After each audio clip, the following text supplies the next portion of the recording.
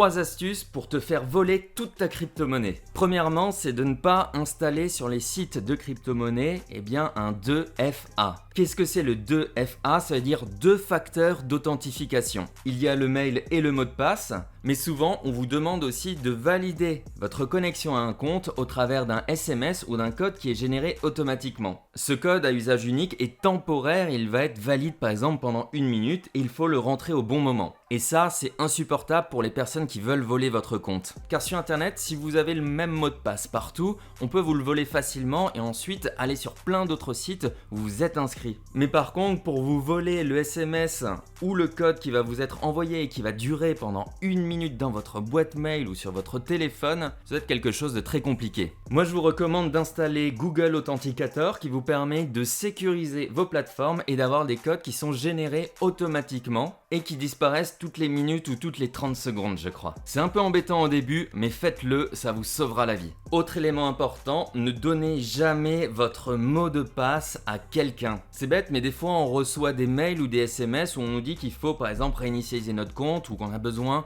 de notre identifiant, notre mot de passe pour rectifier quelque chose sur notre compte. Ne le faites jamais. Aucune plateforme ne vous demandera votre mot de passe. Et pour ça, je vous recommande d'avoir un mot de passe différent pour chaque site. Pour cela, vous pouvez utiliser des applications super comme les générateurs de mots de passe sur Google Chrome ou bien par exemple OnePassword. Moi personnellement, j'ai à chaque fois un compte différent et un mot de passe différent sur chaque plateforme.